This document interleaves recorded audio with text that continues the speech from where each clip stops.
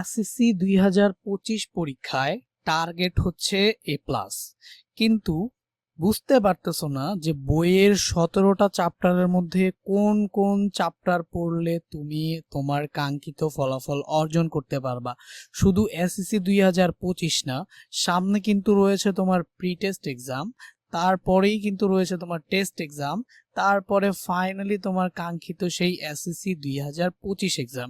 তো তুমি যদি বুঝে না থাকো যে কিভাবে এই 2025 এক্সামের সাধারণ গণিতে নিশ্চিন্তে মাত্র অল্প কয়েকটা চ্যাপ্টার শেষ করে A+ পাওয়া যায়, তাহলে আজকের এই ভিডিওটি তোমার জন্য।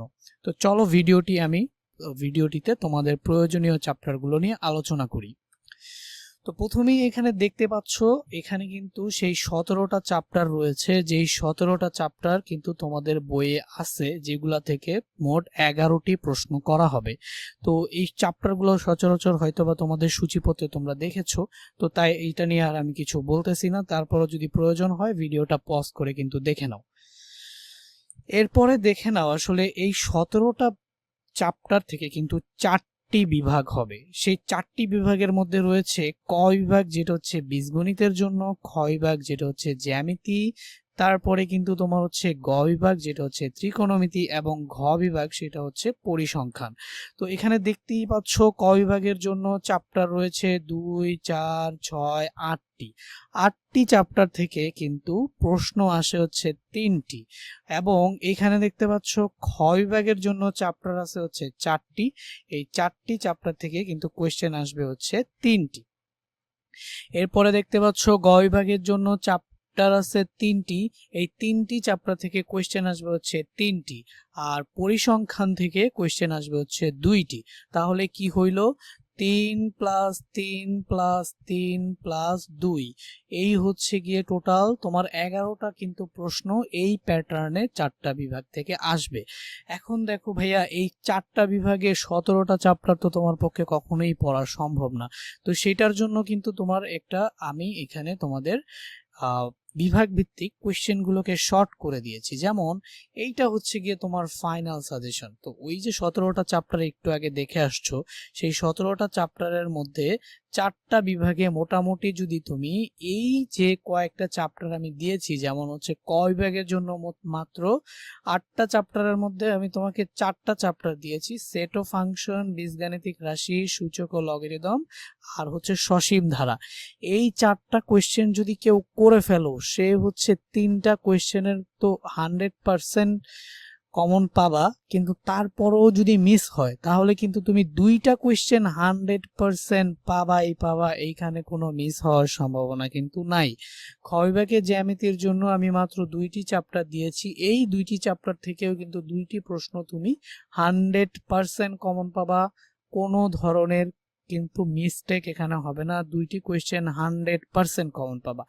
আচ্ছা, আর এখানে যে গ বিভাগ নবম অধ্যায় দিয়েছি আমি ত্রিকোণমিতিক অনুপাত, আর হচ্ছে ষোড়শ অধ্যায় পরিমিতি, এই দুইটা থেকে এও কিন্তু তুমি 100% 2টা কোয়েশ্চেন কমন পাবা, 100% 2টা কোয়েশ্চেন কমন পাবা। সো দেখো, এখানে 3টা বিভাগ থেকে মাত্র 2, 4, 6, 8টা চ্যাপ্টার পড়লে, মাত্র 8টা চ্যাপ্টার পড়ার মাধ্যমে কিন্তু 100% তুমি এইখানে 6টা কোয়েশ্চেন কমন পেয়ে যাচ্ছ। আর এখানে যে পরিসংখ্যান, একটা মাত্র চ্যাপ্টার পড়লেই কিন্তু তুমি এখান থেকে 2টা কোয়েশ্চেন কমন পেয়ে যাচ্ছ, যেখান থেকে দিতে হবে তোমার একটা। তাহলে কিন্তু এই মাত্র 9টা চ্যাপ্টার পড়ে তুমি কিন্তু একদম 100% 60টা কোয়েশ্চেন কমন পাবা। সো কোনো ধরনের কিন্তু মিস তোমার এখানে এই চ্যাপ্টারগুলো পড়লে হবে না। আই হোপ তুমি, আশা করি এটা বুঝতে পেরেছো।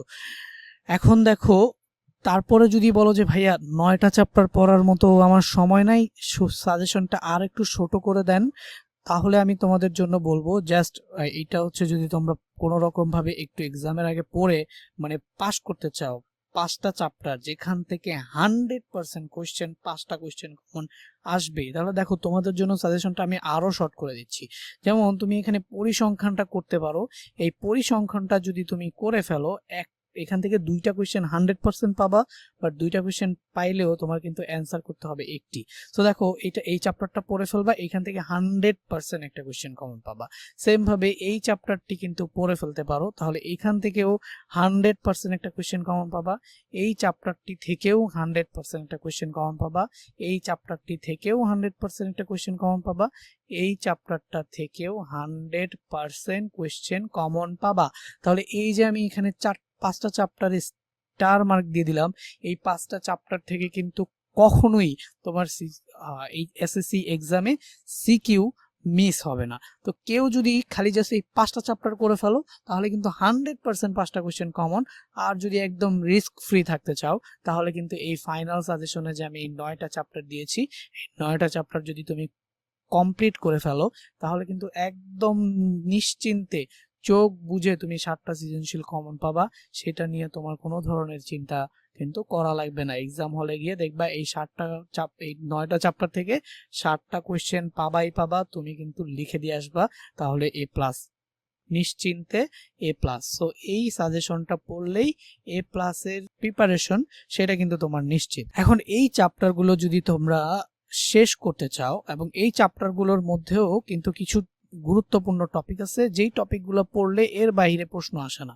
তো তোমরা যদি কেউ চাও যে ভাইয়া আপনি আমাকে এই চ্যাপ্টারগুলো শেষ করে দেন, তাহলে কিন্তু এই চ্যানেলে তোমরা এই চ্যাপ্টারগুলো এসএসসি পরীক্ষার আগেই কিন্তু এই চ্যাপ্টারগুলোর সমাধান পেয়ে যাবা, প্লাস এই বাকি যে চ্যাপ্টারগুলো আছে যেগুলো থেকে এমসিকিউ আসবে সেই চ্যাপ্টারগুলোর সলিউশনও কিন্তু তোমরা এই চ্যানেল থেকে পেয়ে যাবা। সেটা পাওয়ার জন্য তোমাদের জাস্ট এই ভিডিওর কমেন্টস বক্সে লিখতে হবে যে ভাই ভিডিওগুলো দেখতে চাই বা ক্লাসগুলো করতে চাই, তাহলে কিন্তু আমি পর্যায়ক্রমিকভাবে এই ক্লাসগুলো আপলোড দিতে থাকবো এই চ্যানেলে। এবং চ্যানেলটাকে তুমি সাবস্ক্রাইব করে বেল বাটনে যদি ক্লিক করে রাখো তাহলে তুমি নিয়মিত আপডেট পেতে থাকবে এই ভিডিওগুলো। তো আজকে এই পর্যন্তই। অন্যান্য ভিডিওগুলো এবং সাজেশন পেতে চ্যানেলটাকে অবশ্যই সাবস্ক্রাইব করে রাখো। সবাই ভালো থাকবে। আল্লাহ হাফেজ।